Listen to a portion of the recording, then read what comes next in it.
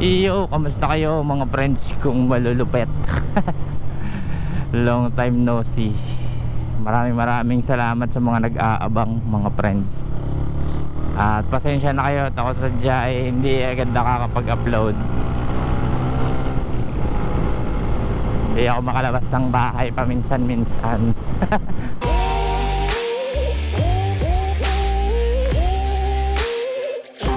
Daming sasakyan ngayon kasi may General Assembly ang Batilik din sa amin. So ngayong araw mga friends, mag-share lang ako ng kaunting experience dito sa aking build, street GP na build. Ilang percent na ba to? Para mga 30% street GP na ang aking motor, 30% completed, pero mukha na naman siyang street GP. So ang bago kong ginawa dito sa aking motor, or bagong upgrade, parang ganon, ako na nag-DIY. Binend ko na ang aking manibela, binend ko na. Wala kasi maalam mag-bend dito sa amin, natatamad naman ako lumayo, so DIY ko na siya. Okay din naman pantay din. Usually naman yun din ang ginagawa ng mga ng ibang mekaniko pinipingkot lang din naman ng anong tawag doon, ng tubo. Di ganun lang din ginawa ko, nakabend siya. Yan siya mga friends. So base sa experience, madali lang naman siyang gawin.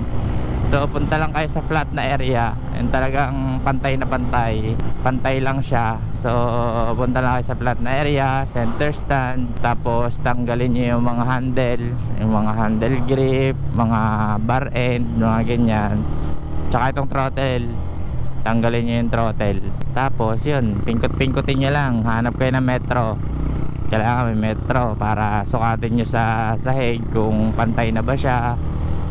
Sukatin nyo sa shifter kung pantay na ba siya, ganoon. Sa footrest, pantay na ba siya. Yun, ganun lang ginawa ko, kaya siya nagpantay.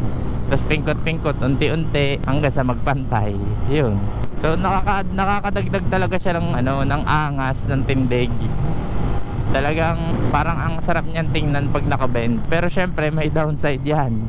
Pag nakabend ang motor mo, medyo nakatuwad ka na. Yung parang ka na, yung pwestuhan mo parang naka-racing na gano'n. Tuwid na tuwid yung braso, tapos medyo nakasubsob. Ganun yung downside niya. Kung tatanungin nyo kung nakakangalay, di naman masyado. Okay pa rin naman, uptight pa rin naman yung position niya. Konting sub-sub lang talaga. So nagamit ko to na nakabend na. Nagamit ko ng 50 plus kilometers, parang gano'n. Nagpunta kami Magallanes dito sa Cavite. Isang oras din halos yung biyahe. Hindi naman siya gano'n nakakangalay. Pagpalusong mga friends, sobrang nakakangalay siya. Kasi pigil na pigil yung katawan mo. Pigil na pigil ng braso mo yung yung force ng palusong. Tapos pepreno ka pa, lalo na kapag may angkas. Nagpunta kami Magallanes, angkas ko ang tatay ko. Nung palusong na, sakit na aking anong tawag dito, yung pulso. Pagkakasakit ng pag-uwi. Pero okay lang naman, hindi naman siya ganun sa sobrang nakakangalay.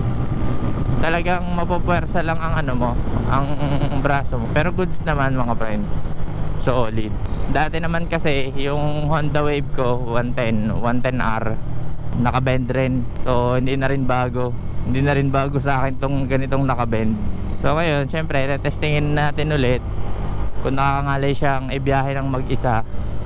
So ang biyahe natin ngayon ay Calatagan, halos isang oras din. Yun, tatry natin siya. So kung may magtatanong din kung masarap gamitin tong street GP, sobrang sarap gamitin mga friends. Ang gaan, ang daling iliko, makihipot, parang ang liit niyang gamitin sarap gamitin street GP mga friends. Lalo na siguro kung yung naka Jabloroso ko na gulong, sarap siguro lalo nito gamitin. May mga may assembly ang Batilik. May raffle yan mamaya. Kung eligible ka, baka pwede ka manalo ng mga malalaking prize. Dami pang kulang sa motor ko Yung brake system ko stock pa rin. Pero ang nagugustuhan ko, kaya hindi pa ako nagpapalit ng brake system. Ang ganda ng preno nitong stock. Sarap gamitin. Of course, mas maganda naman talaga kapag yung mga aftermarket na trusted brand, yung mga talagang original. Yun talaga magagandang preno. Pero as of now, yung itong stock ko na preno, ang ganda namang gamitin sarap. Parang confident ka pa din na na ng sarili mong pacing. Sarap pa rin gamitin kahit 2 taon na yung nakakalipas. Hindi ko nga alam kung maingat lang talaga akong gumamit o talaga matibay lang tong tong preno. Nagagalingan nga ako dito sa preno nito 2 taon na, pero wala pa akong nakikitang problema. Wala siyang tagas, wala siyang tingaw, gano'n. Hindi talaga siya pumapalya. Tsaka hindi ko pa napapalitan yung brake fluid dito, 2 taon na mahigit. Hindi ko alam kung kailan siya mapapalitan. Baka pagpunta ko kay Boss Win, papapalitan ko na siya. Ano ba ang downside nga pala ng pagbuo nitong Street GP? So unang-una, syempre magde-delete ka ng fender. Delete fender ka, tail tidy ka. Hindi siya pwede pag naulan kung hindi mo lalagyan ng mga tapaludong kung ano-anong tapaludo. Minsan na iba, yung pamaypay na natutupi, yung akin, yung acrylic, yung iba karton, yung mga ganun, mga racing tapaludo. Yun ang unang downside niya. Hindi ka makakabiyahe basta-basta ng naulan, kailangan mo ng mga ganung tapaludo. Pangalawang downside na nakita ko is yun nga, yung feeling na lagi kang nasa karera. Pakiramdam mo lagi kang nangangarera. Kasi nga yung pwesto ng motor mo, yung kasa niya is aggressive, gano'n, racing, parang lagi kang nangangarera. Tapos kung ano ka naman, kung ngalayin ka, talagang mangangalay ka.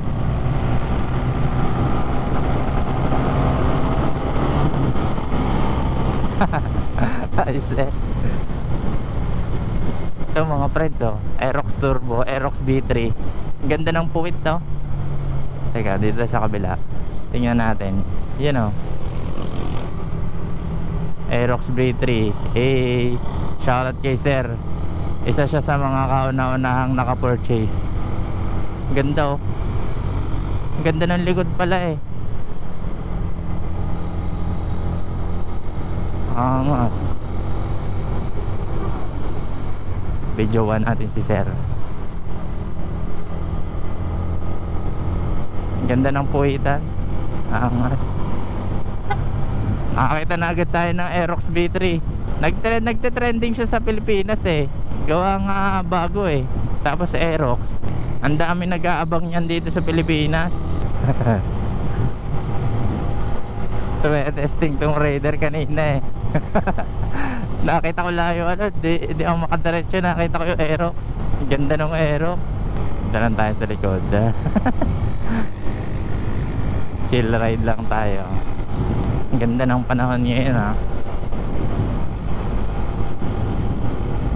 Ang nakakatuwa naman dito sa Street GP, kukunti magiging violation mo. Kung responsable ka mag-build, yun talagang gusto mo ipan-daily, may option ka para wala kang violation. Talagang legal na legal siya sa kalsada. Kaya nakakatuwa din mag-build nitong Street GP. Kaya ito yung parang isa sa mga nagustuhan ko talagang build. At ito na rin nga yung nagustuhan ko ngayon, kasi nga ito na yung build ko Hindi pa siya ganun kabuo Ang dami ko pang gustong piyesa kung tutuusin. Pero syempre, ipon muna tayo para sa ating future. Pero hindi ko naman siya pinapawala ng sa maintenance. Lagi dapat tayo may budget para sa maintenance. So kung i-rate ko tong Street GP concept na build, or yung parang i-rate ko siya as kung gaano kasarap gamitin. So reliability is 8 8 kasi hindi naman siya ganun nakakangalay. Reliable pa rin naman siya, okay pa naman yung kanyang takbo, gano'n. Hindi siya ganun ka parsado. So 8 para sa akin. Yun nga lang, yun, may konting alay sa katawan. Tapos yung looks, syempre 10. Sarap tingnan, parang ang sarap lagi, ang sarap niya laging titigan, nakakatuwa.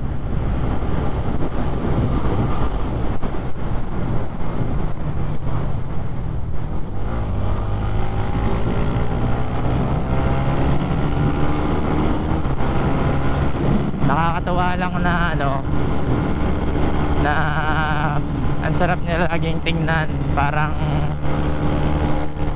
gusto mo lagi nakatitig ka sa kanya, parang ganon.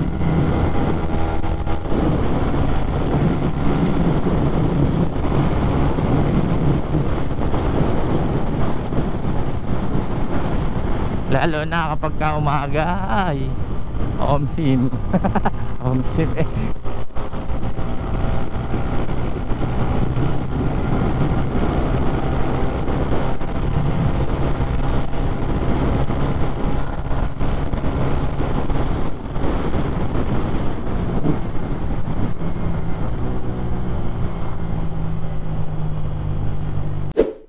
Efficiency naman, masasabi ko na siguro mga 7.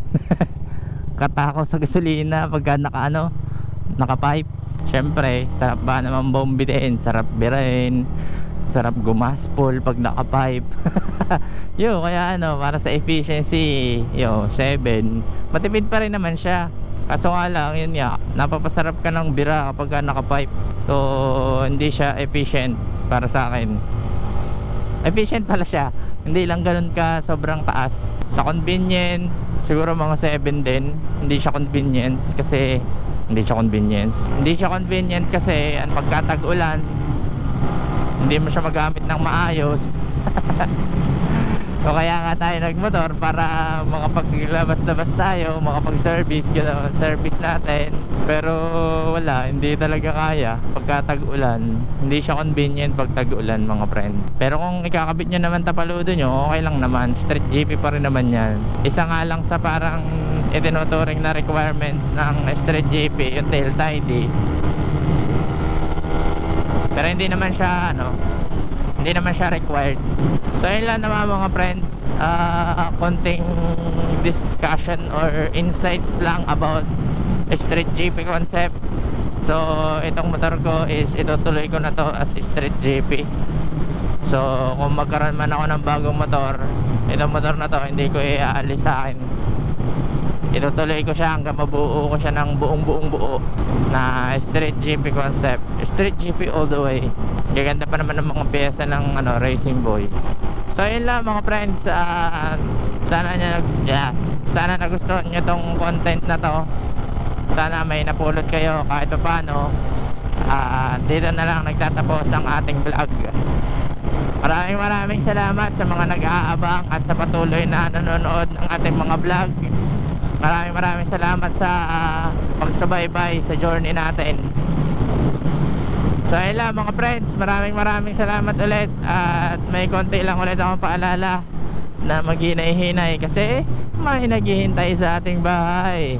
In English, don't drink and drive. Peace, yeah.